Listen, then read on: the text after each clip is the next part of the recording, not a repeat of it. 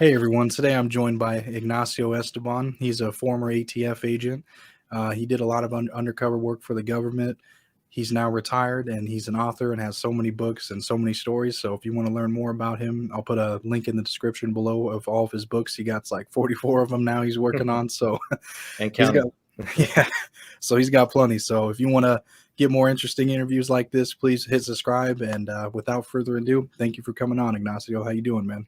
Adrian, thanks for having me. I appreciate it. We got to give a shout out also to Colby Roy making Yeah, this happen, right? yeah, that's true, man. He's the one that put us up together through email. So, yeah, we Yes, appreciate that, Colby. Colby's good. I've done a few shows. I'm glad to be able to tell our side of the story for sure. Oh yeah, yeah, yeah. So let's get into your story. So what was your early life like? Kind of getting into that point where you're becoming an ATF agent, or what were you first? Right, you weren't ATF right away, were you? No, I was with U.S. Customs, Hmm. and that was back in the mid '90s, and it's pretty interesting. And that was at the airport, and at the time it was Department of Treasury. Later, after 9/11, it would join CBP. It would become with Border Patrol under Department of Homeland Security.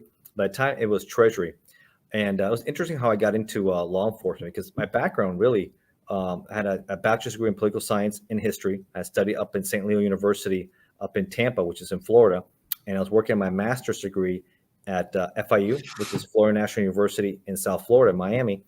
And I was going to actually go to law school, right? But I was a very athletic guy. I had scholarships in college. I was a very fit person, and I always had an interest in law enforcement too. Respected law enforcement.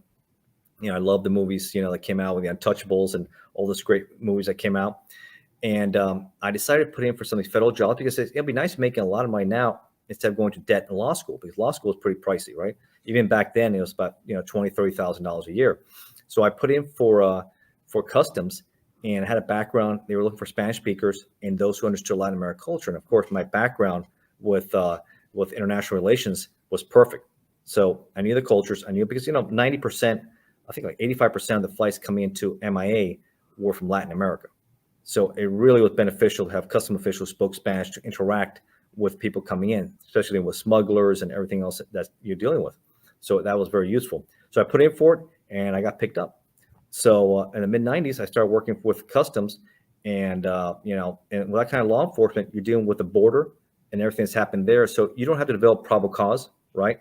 Everybody is subject to search. It's called border authority. So people come in, you can search them. But I got eventually, after doing that, I was part of the elite SET team, contraband enforcement team.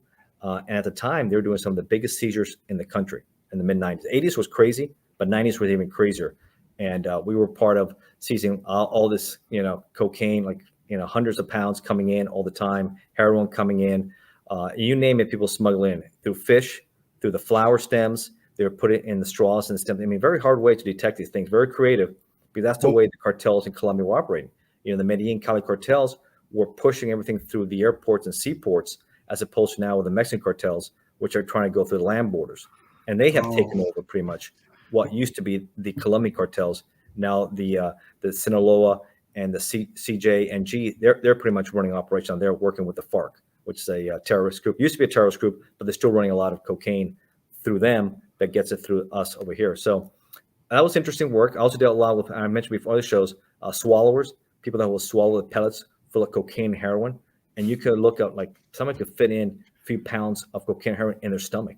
It's dang. really scary and dangerous to do that. I mean, these people they would use were either peasants or they're desperate for money, right? Because who in the right mind would do something like that, right?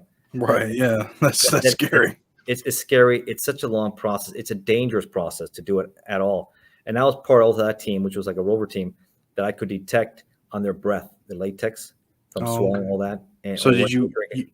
did you have an encounter where you found someone with Oh, I that? found quite a few people. I became really good at that, and, Dang. and I would find quite a few people like that. And there's a lot we didn't get, Hmm. and those who we don't get, if you can't, because we catch them, right?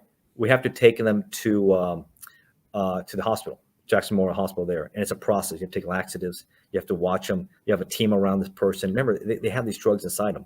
Something Yeah. could happen, and it happens all the time. They go to emergency surgery and they have to have it removed, operations. I mean, this is a big process catching on. But the people we don't catch, which is a lot, because we can't catch everybody, the cartels don't play those games, right?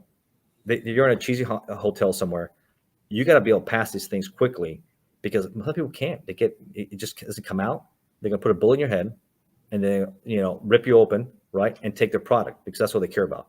You're irrelevant to them. So a lot of times the people get lucky that we catch them as opposed to they go there because it doesn't end up well for these people because they're not viewed. There's no value to these people, right?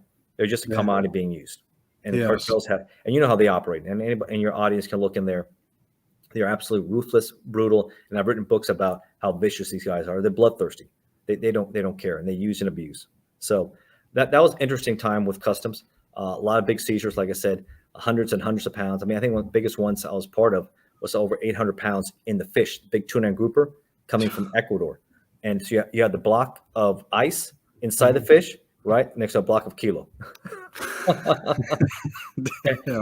and that stuff was going to get ripped off. All this stuff gets ripped off. That's how much corruption there was at the airport. So, being with customs, I meet a lot of people, right? And I'm a customs official, right? And I meet guys from the FBI, ATF, DEA, Secret Service. So I started networking, and I want to start taking my cases to a different level. I want to start not just working at the border. I want to do full investigations, probable cause, and everything else. So I start putting in for DEA and ATF and others. And unfortunately, customs at the time wasn't hiring from within. They wanted to keep their guys there. They didn't want to promote them, which I thought was a mistake. So I ended up going with ATF, and the rest is history. Their part. I did 21 years and just recently retired from ATF. And I was fortunate enough. I was sent to Tampa because sometimes you get picked up as an agent. You don't know where you're going, right? You're in Florida. They can end up sending you to Anchorage, Alaska. They can send you to the border. They can send you to Billy, Montana, right? But I was fortunate enough. At least I stayed in Florida.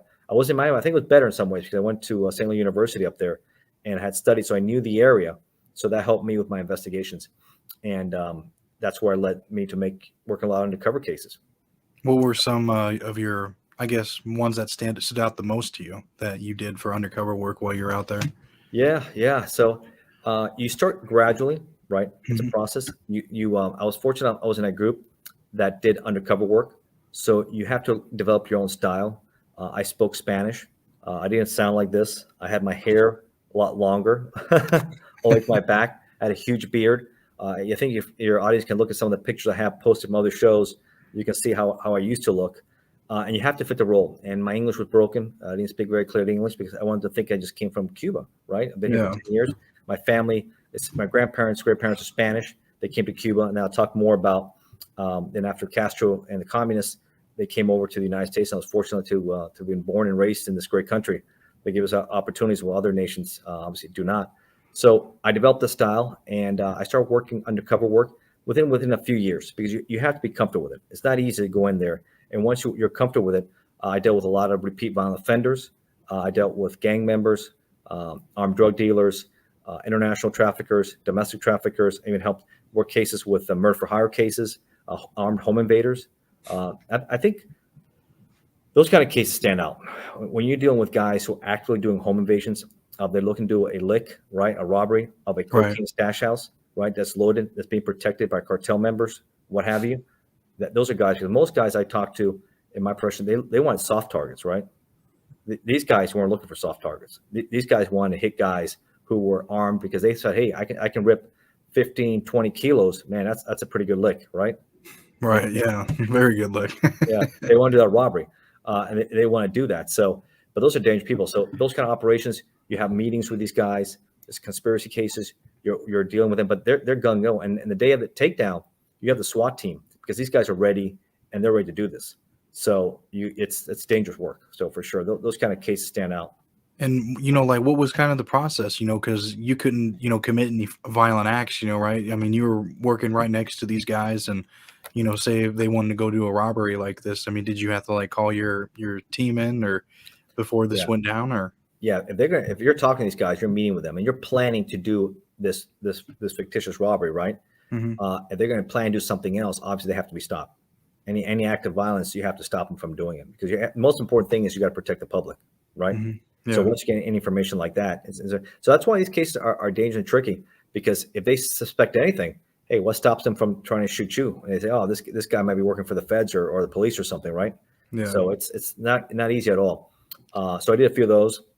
And Uh, I mean, I was going to ask you, like, so after they busted the guys, I mean, would they be arrested for a while, if they're going to go, rob someone, or would they be released right away? And then another follow up would be like, did they stop trusting you after that? that scenario never happened with my Okay. cases, right? That Mhm. that didn't happen. But if it's something was actually happening, if we had information, you have to act on it for sure. It's like Yeah. any investigation you have. You get, let's say you're up on a T3, you're listening to someone's phone calls, right?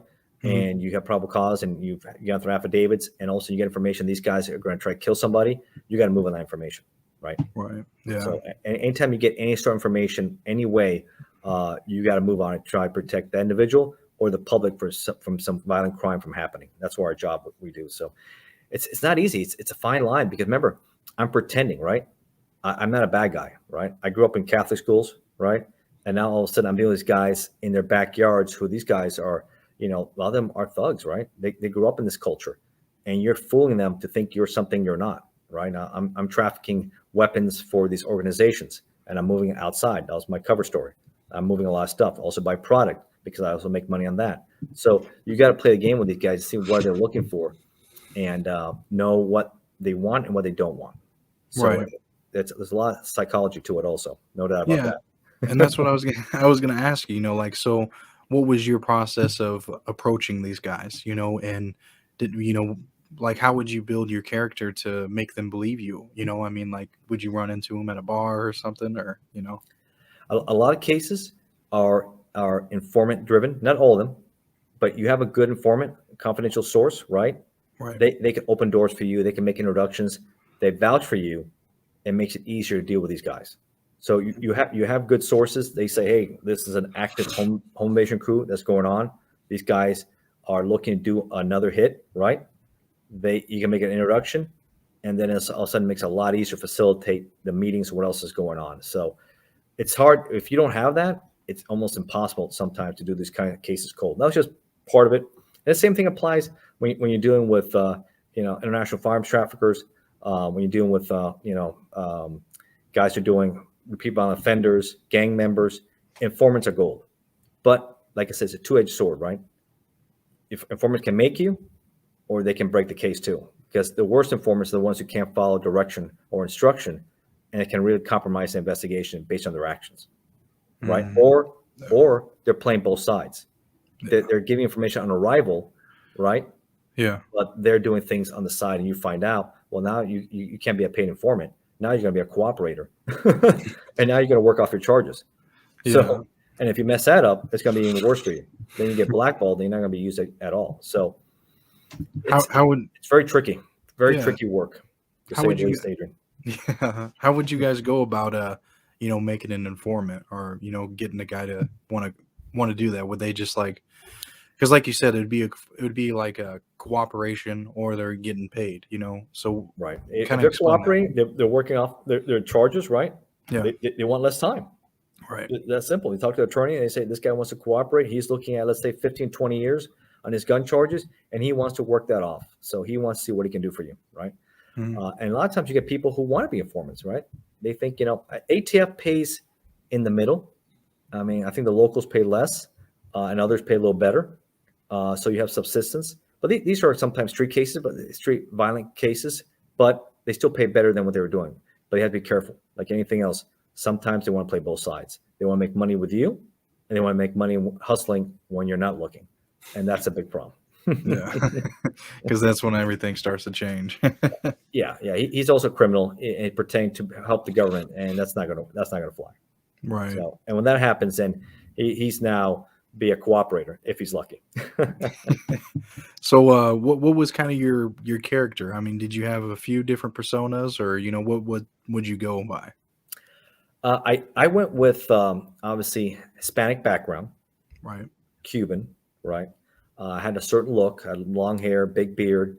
I spoke Spanish a lot, broken English, and then I was running guns, right? That was my thing. I was running guns for these different organizations, so I was looking to buy the guns, and I would tell these guys, Florida is a source where I worked a lot. I worked a lot, Tampa. I did about 12 years there, and then I transferred to the Miami Field Division, where I did about another 7 years.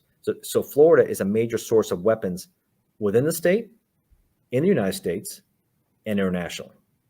So that was perfect because I could buy guns on the street, and you can buy guns many different ways. And I write that in my books how open it is between gun shows, flea markets, online. I mean, it's amazing how easy it is, and it's dangerous, right?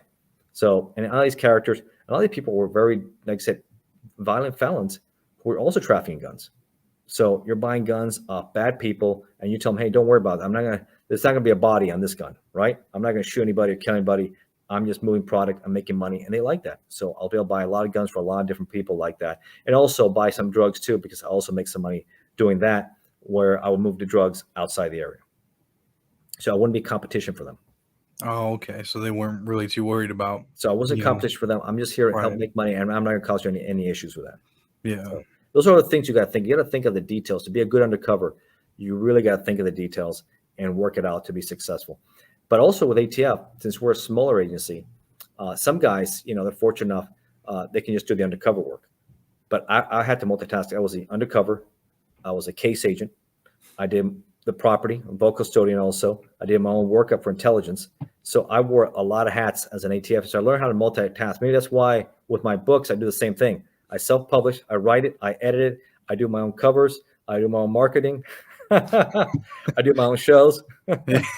So you're just used to it. I'm just used to it. I just kept it up, and I just kept on working like that, which I multitask well, and I enjoy doing this stuff, especially the writing stuff. So I just kept that up because you have to. Because if you want to do successful cases, you got to put some long hours in, because then all of a sudden I go from the undercover. I go back. I just don't hand over the recording. Hey, here you go, case agent. You enjoy the. No, now I got to put that hat on, and now I got to listen to the recording. I've got something to transcribe it. I got to write the reports, and then I got to do the next step and say where am I going to go up on his phone? Am I doing phone tolls? I'm doing phone registers. Do I write an affidavit for a search warrant? Because I used to write a lot of affidavit for search warrants, arrest warrants. It's a lot going on, and on top of that, you have a coworker that needs help on an investigation. Oh, I got to take a pause. And I got to help them out.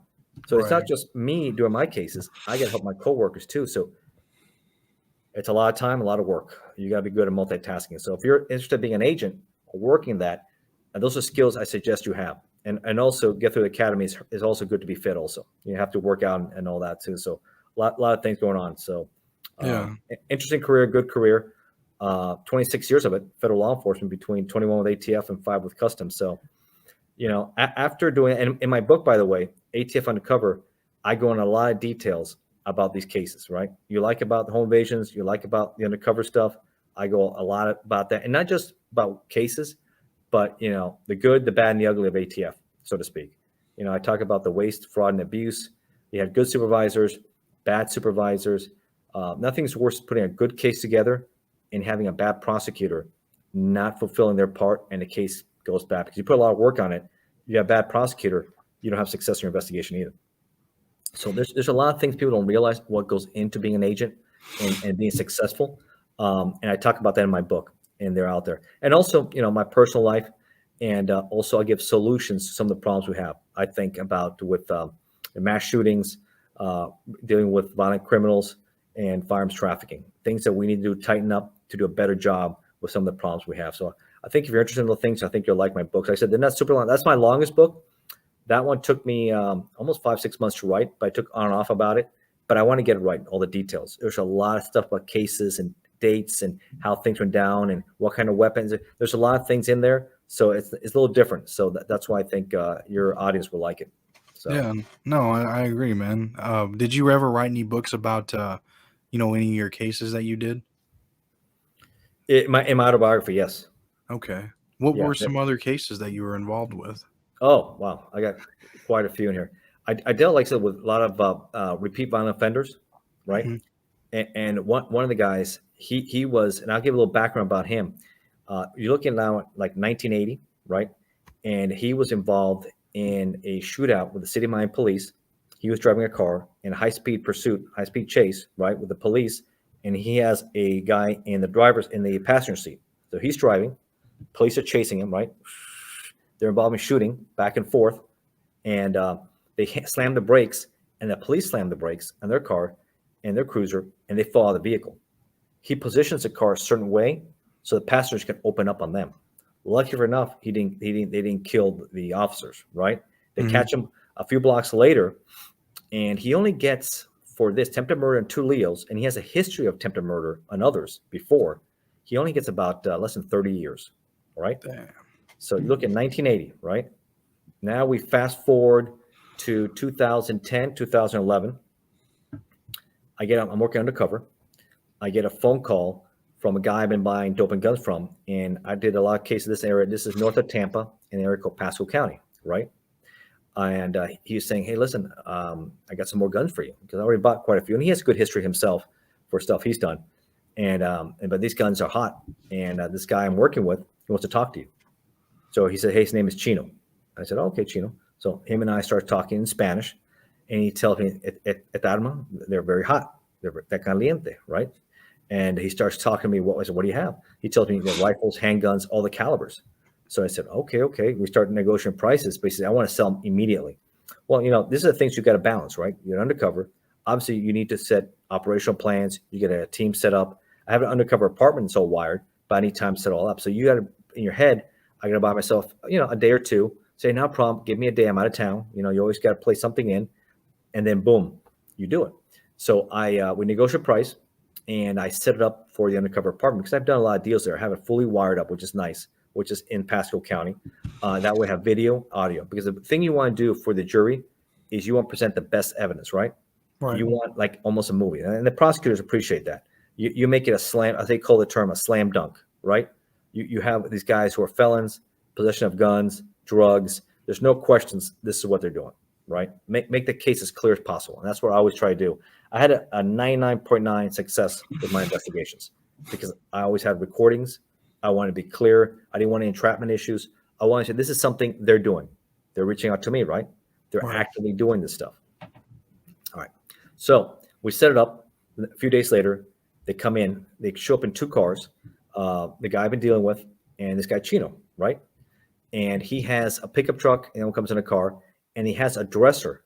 And I said, man, why are they bringing such a big dresser? And the other guy brings a dolly. And he says, it's pretty full. He said, no, the guns are in here. Really? Okay. So they put the guns in there. So they put the dolly in the apartment, which remember, I got all wire for sound. The cover team can hear me, the whole 9 yards. And they had taken the drawers out, right? And they just had the tops just sealed in. So they just pop them off, and all the guns are inside there. I said, wow, very creative. So in that case, it said in case we get stopped by the police, they would never think to check in there, right? It's sealed up. I said, oh, it's all sealed up. We have nothing in there. So that's how smart these guys are. So they open up, and all the guns are coming out and have all the video. And these guys are all, don't forget, they're felons. And this guy's a career criminal. He tried to kill, 2 police officers 30 years ago. And I'll backtrack a little bit here on this part here. Before I met with him, I talked to a detective that I work with a lot. And I said, hey, do you guys familiar with a guy who's about in his 50s, Cuban guy? And he said, hey, yeah, it might be this guy. So he showed me a picture, and I knew his history. His history was atrocious. Lots of attempted murders, armed robberies, just a bad guy. I said, okay, I'll keep an eye on that picture if I recognize the same guy. It was the same guy. So I knew exactly what I was dealing with. 2 guys, myself in an apartment, bad dudes. If you found out it was law enforcement, I bet he was armed. He would try to have a shootout with me. Even though I'm armed too, that's the kind of danger you're dealing with, right? So they take out the guns. I look at them. Everything looks good. They take the dresser back out, and they come back in. And I said, okay, let's see what these guys have to say. And I said, I bet he has a big mouth, and he's going to want to brag about what he did back in the 80s, right? And everything's being recorded. And of course, the video and audio was perfect with him holding the weapons, giving me the guns. I'm putting everything in the corners. So, and this guy is a career criminal. He's looking at least a 15-year min man based on this actions alone. Excellent. He comes back, and he just starts talking about what happened in Miami. He starts telling me, hey, I can get you a lot more of these guns. I can get you AK-47s. You name it, I'll get you AR-15s. I'll get you. I'll be your guy. I said, perfect. I tell him, hey, listen, these guns don't stay here. They leave the area. Not a problem. He says, yeah, they tried to shoot me in Miami in a shootout. They couldn't kill me. I did 25 years. I like it better up here than what happened in Miami and Tampa. I said, all right, man, keep on talking. We're recording all this, so this is good evidence. So he leaves. I said, okay, we'll be in touch. I did some more deals with the other guy. Then we arrested these guys a few weeks later. And in this case, I got a lot of satisfaction. This guy should never been getting out before. And let me give you a background how these guys stole the guns. These guys had a window company, right? And they were working windows, right? But if they thought, and they would tell me this, they thought if the house was empty, they would pull up in the driveway and like pretend they're working on the windows, go in, clean everything out. And it's like they did with this guy. And he was a prominent member. These guns were stolen from one house. I think I bought over 16 weapons, right? And they came from one house, and they're from a prominent member of the county who worked for the sheriff's office, right? So they really don't care. So always be careful for your audience. When you see a van parked at someone's house, always be leery, making sure, because you never know. Sometimes these guys are going in there and pretending that they're working, and they're really looking to steal. So that's what their MO was. So tell your audience, be very careful with that, and anybody else who listens later. So he gets arrested, he gets convicted, and he gets sentenced to 30 years federal time. Damn. That's a good hit. The other guy gets about 7 to 8 years because he has a little bit. His record is not as atrocious as this guy's record was. Yeah. 30 years, but he had to do first. So he's in his mid 50s. He had to do state time first for other charges. Mm-hmm. But he didn't start his federal time until recently because this happened back then. So he just had to do his 10 years on state time in Florida, and now he's doing his. So it's pretty much a life sentence for this guy. Yeah, and I mean, basically at that point, I mean, being 50 years old and then, doing all that time. Yeah, now it's another 30 years. So I don't see him getting out. So, and he was a little bit heavier guy, so maybe health issues. It's a life sentence. So yeah, those kind of cases give me a lot of gratification. You can see a lot more of those kind of cases and things you have to go over. Things you have to jump over the hurdles just to get your cases done. So it's a good book. I like it. ATF Undercover. Yeah. I mean, so that was one of your first ones that you wrote? No. My first books, I started dabbling in my autobiography in March 2020. Our acting director, I was in ATF headquarters, and we just started working a lot from home because you know how strong COVID was. We had no vaccine, right? And everybody started working from home. And our acting director at the time challenged everybody because everybody's so stressed out and worried. You're seeing some people dying, right, left and right. It's horrible things that were happening in our country. And she suggested everybody do something to keep your mind off what's going on, and maybe motivate yourself to do something different. So I just started to dabble just lightly on this book, ATF Undercover, right? I originally titled it My ATF Life, but then I changed the title. And I just started gently with it, but I had a lot of work to do, so I really couldn't focus as much as I wanted to. And then I retired last summer, right? So I took a nice vacation with my family. We came back, went all the way to South Dakota. We drove out there because now COVID was over, right? Last summer, people started doing a lot more things. We were vaccinated, things were good. And I took a lot of pictures, which I will later also do travel books too. So if you like organized crime, great. If you like politics, I do that. If you like to know about current events, tyrannies, but I also do travel books, and I also wrote a few books with my daughters too, so which is good. So I use those pictures, and amazing picture of South Dakota. If you ever been to South Dakota, beautiful pictures, Niagara Falls, Chicago, beautiful areas. So we came back, and I got motivated to write about what was going on in China. Because I also remember I have a political background. I almost went to law school. I had a degree in political science, working in international relations. And I've been following politics since I can remember. I mean, since I was really small, I just have fascination with it. And maybe also because of my family's situation, what happened in Cuba, politics is a big factor. And you have to be important what's going on because elections matter. And what happens in elections will impact your life. So I think you want to be involved in what's going on because it will impact your life. And I saw what happened to my family. And I've always been very involved. I guess I've been voting and involved since I was 18. So I saw what's happening in China, and I thought there's no way I agreed with the IOC, the International Olympic Committee, that Beijing should be hosting. Not only they had the Summer Games back in 2008, but now they're hosting this year. They just had it, the Winter Games, and they had an atrocious human rights record, right? Atrocious with ethnic Muslims, with Tibetans, anybody who wanted, the poor doctors, remember, with the virus who spoke up, whistleblowers, they were end up being disappeared or killed by the Chinese government because they didn't want this exposed. People who wanted freedom in Hong Kong. I mean, it's just the Chinese Communist Party, CCP, very oppressive, atrocious. And I said, why would the IOC award them these Olympics? It should not have happened. So I wrote a book about the evil empire, communist China, why they should never host another games again. and it's a good read. Also, very detailed about them. And I do another one about ATF, Mexico, and the drug cartels. After that, the reality after Operation Fast and Furious, which was, I don't know if you're what you know about Fast and Furious, but happened back in the mid 2000s, right? A lot of gun walking that should never happen. Guns that should have been seized in the United States went to Mexico and to drug cartels that were used by them. Was an atrocious operation, bonehead operation, and I talk about that in my book too. So I started with the political books. I started back with ATF, and I realized I had a background for organized crime because I've been following that also, and I had a good knowledge, working knowledge of the Italian mafia, the one percenters, which is the biker groups, street gangs, which I work a lot of street gang cases, also working prison gangs. Even did one on Yakuza recently. So different organized crime groups, I've done them too. So you can look at quite a few of those. And I just finished one on Victor Bout, which is the notorious Russian international arms trafficker, which the movie by Nicolas Cage, Lord of War, is based on. So I don't know if you saw that movie back in 2005. Excellent movie, Lord of War, and it's based him. So I did a book recently on that too. So plus I did a book on Sonny Barger, the head of the Hells Angels, which is a good read too.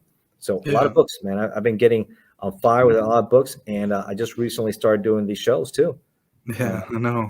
And March and April, I kind of enjoy it. So hopefully there's more stuff to come with the shows and stuff.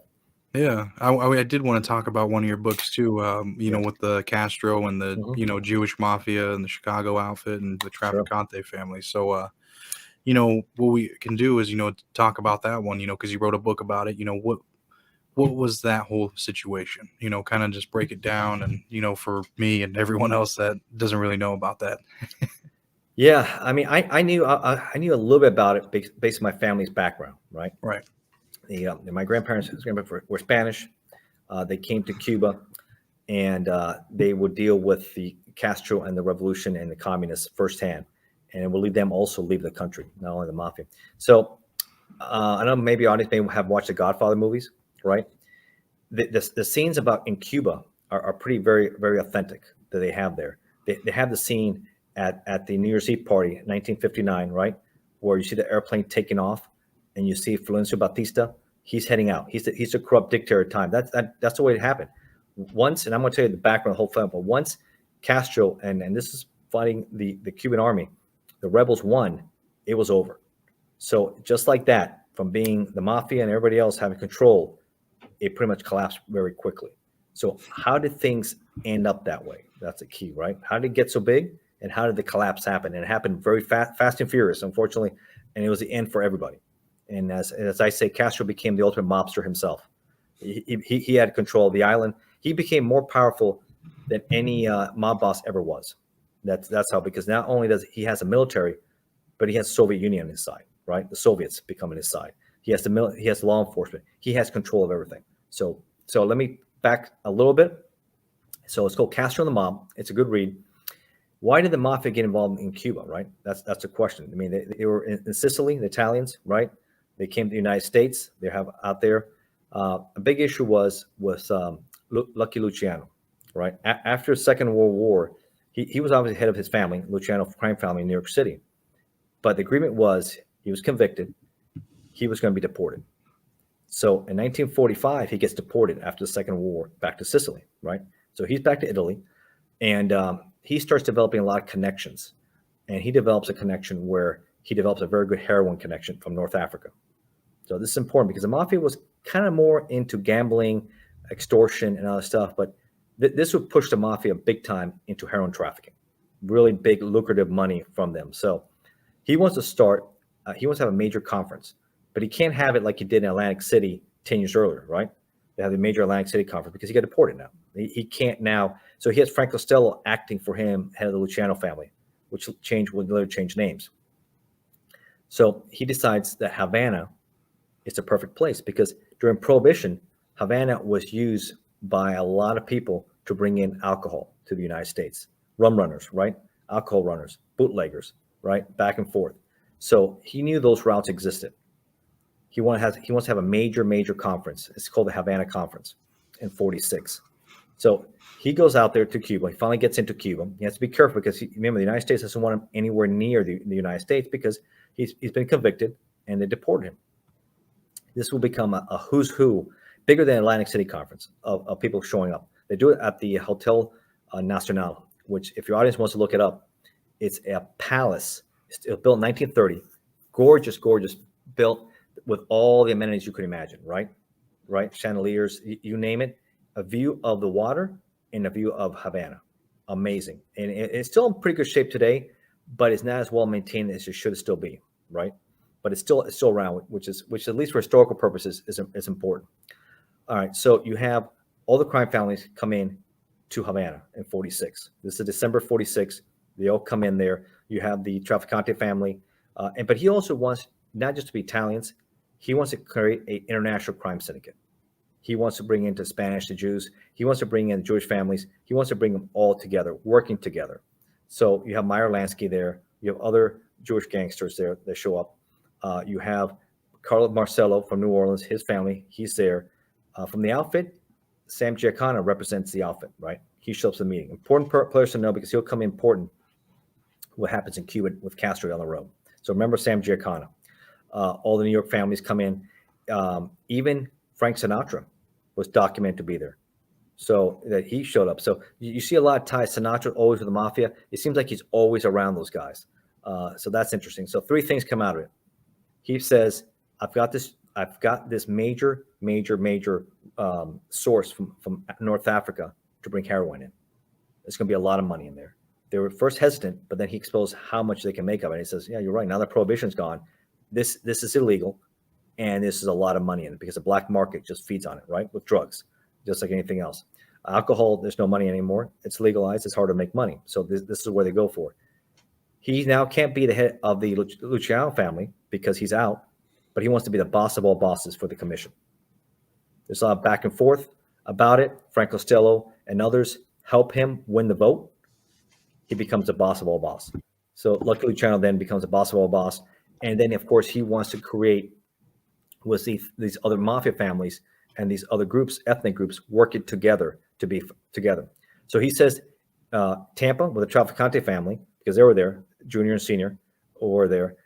You guys could be handling the drugs from Havana. It's going to come from Sicily, Italy, to Havana, Havana to Tampa, also from Havana to New York City.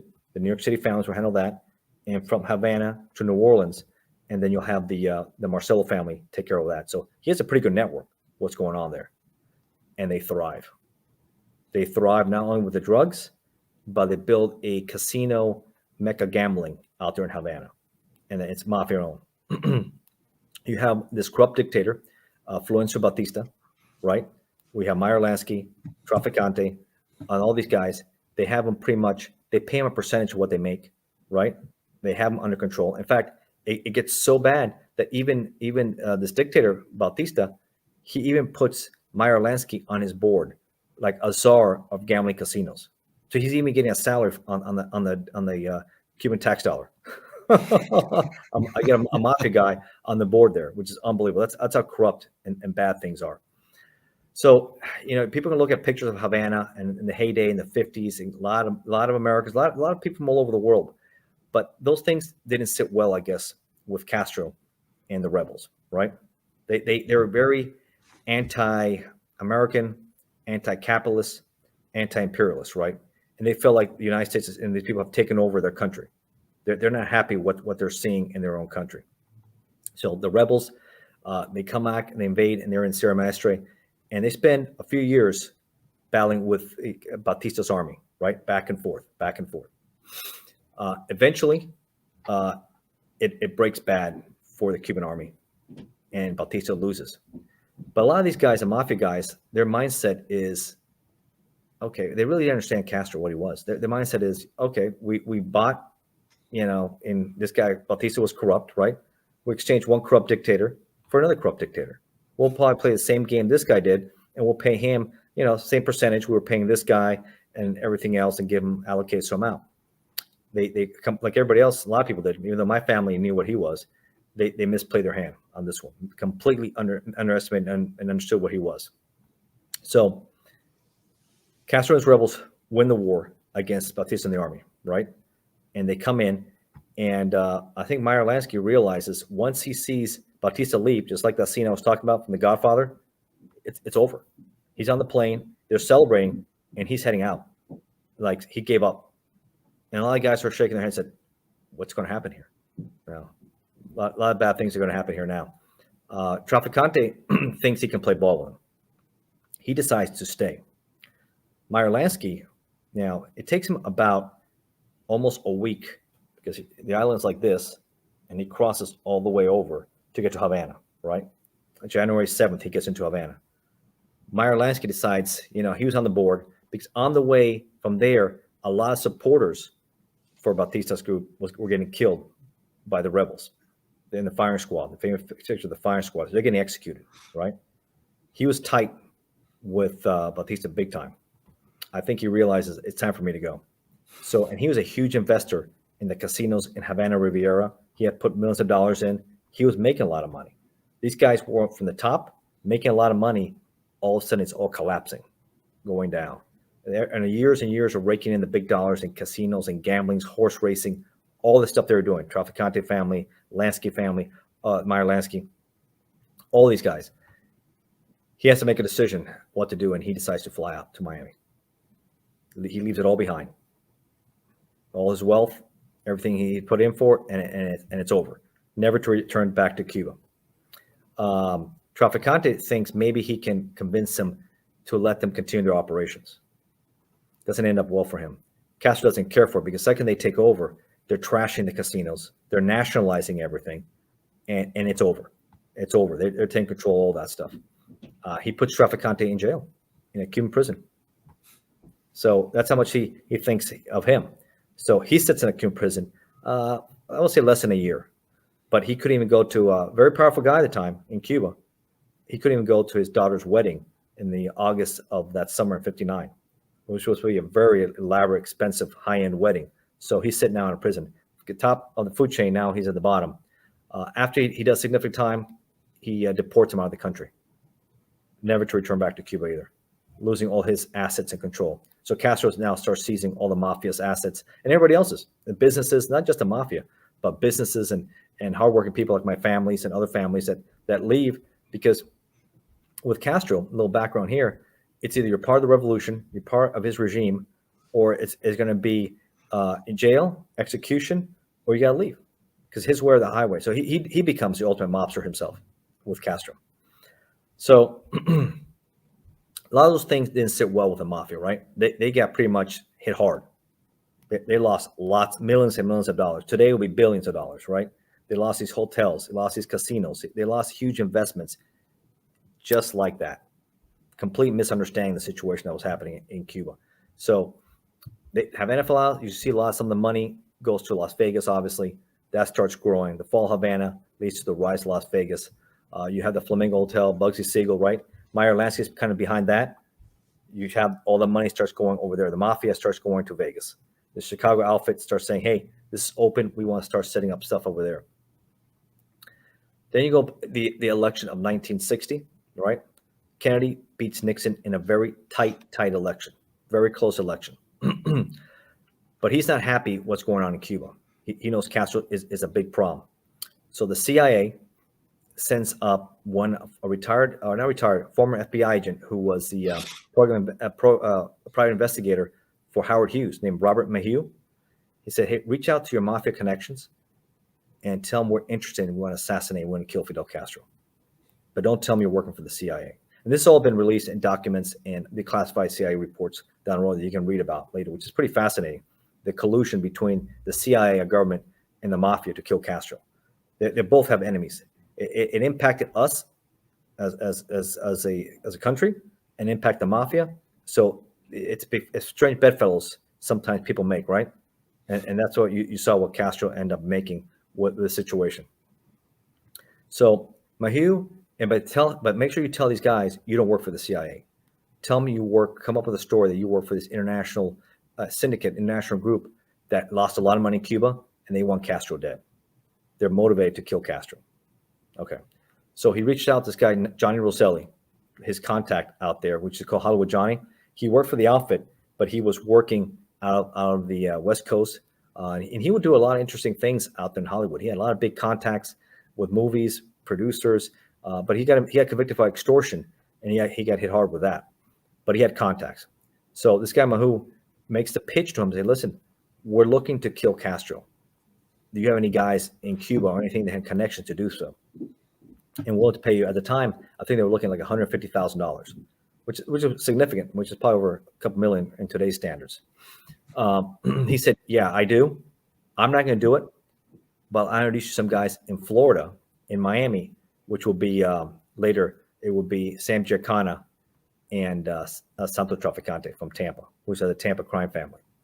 So Mahu meets with these guys, and they come up with a plan. And allegedly, according to reports and everything that's out there, that Giancana comes up with the idea of putting poisoning pills because he has a contact close to Castro.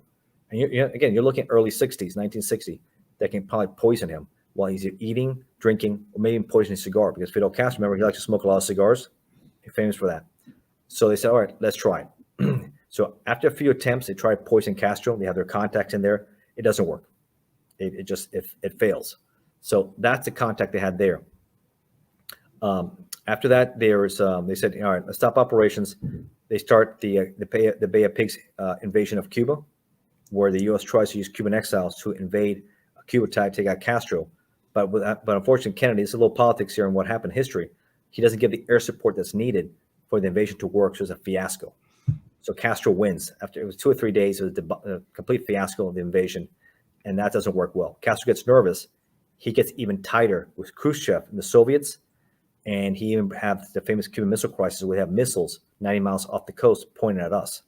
So that becomes, this is the first time they almost went to World War III. So that's some bad stuff going on right there. An agreement is made. Kennedy and Khrushchev agree the United States will never invade Cuba, take out Castro again, but you got to take the missiles out of Cuba. And that's the agreement there in Cuba. So interesting stuff there. The rise and fall of the Mafia in Havana, how it goes down and what they try to do. So here's a quick little story here. Rosselli would later testify in front of the Senate Intelligence Committee in 1975. Many people thought he would not talk much about it, but everything I mentioned, he talks about in the Senate hearing. He puts out there his contacts with Mahu, what happens. It doesn't sit well with the Mafia, especially the outfit, when you're talking about operations like that, right? That doesn't sit well. He testifies. Sam Giancana is supposed to testify a few days after he does. Well, I guess the outfit gets a little nervous, and those who follow Mafia history knows what happened to Sam Giancana. He gets executed in his basement of his home while he's cooking sausage and peppers, shot 7 times. A day before he's supposed to testify in front of the Senate committee, the same one that Johnny Rosselli did. Rosselli, a year later, will be found in a barrel in the Miami Bay, suffocated. So obviously their actions kind of pissed off some people, no doubt about that. So those are things you can find out more about if you're interested in the book. And good things about books, they're short reads, but you can do more of a deep dive. I think Giancana is really interesting. I did Chicago Crime Boss, and I do talk more about him and their history also. LA mobsters, Giancana, Bugsy Siegel, Jack Dragna, the history of LA and what happened there. So if you like all this stuff, I think you'll like some of my books, and then you can figure out some of the Mafia families and where they go and what happened. But I find Havana, especially my family and what happened to us, fascinating how quickly, things fell for the Mafia and everybody else with Fidel Castro. No, I agree, man. That's one hell of a story, and I mean, it's just crazy how, they were so heavily influenced, and it just, in a snap, just went down really quick, all because of change of leadership. And then what went to happen with that? I mean, they really lost everything, and bad investments, what I mean? You gotta be careful with investment. He died. I read an article. He did an interview, and then before he passed away, and he said, that happened. I mean, I roll snake eyes. You invest heavily, and you lost everything, right? Yeah. So that's how it goes sometimes. But again, they're mobsters. I really don't feel sorry for those guys. they're in the country, so I really don't care. But I feel bad is for the businesses and hardworking people that lost a lot. Our families we know that from a guy like that. But again, Batista wasn't he was no saint either. So right. It was like, but you went from someplace the saying is better the devil you know, the devil you don't know, right? Yeah. So and that guy was one bad devil. Castro. He just recently died a few years ago, late 80s. His brother's still around, Raul Castro. He's 90, and we'll see what happens with Cuba. Hopefully, Cuba, like these other countries, can have a true democracy like we have in this country, which is what I talk about in my books. And that's my conclusion also, that the administration there, they're not revolutionists.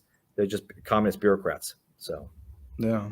No, I mean that's a good story, man. It definitely sounds like you got a lot more, so if people want to check those out, I think so. I'll be sure to, put a link in the description like I said before. Did you want to mention anything else before we wrap up? Because I think that's, probably a pretty good note to wrap up on. No, that's good. Like you said, we got a lot of good books out there. You can find me on Amazon. You look at my name, Ignacio Esteban. I've got, like I said, 44 books.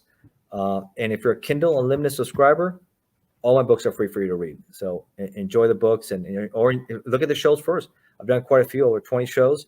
You can see the shows and they match up nicely with the books. I think it helps when you read the book also, when you hear me talk about it. So I appreciate having me on, Adrian. I enjoy it. Hopefully we can do it again. Yeah, definitely, man. Because I know you got so many more stories. I mean, I've seen all your other interviews, so no, definitely we'll have to do a part 2, man. So I do appreciate you coming on, man. All right. Thank you, Adrian. Take care of yourself. You too. Well, what'd you guys think? I'm glad Ignacio able to come on here and share his story. He's got a lot of stuff that he has going on, a lot of books that he's been writing. Please leave a comment, a key takeaway that you got from this video, and let me know what you thought, and what you kind of took away from this video. Also, please don't forget to hit subscribe if you want to get more interesting interviews like this. Also, if you guys want to support me, I got merch behind me. I got hot sauce.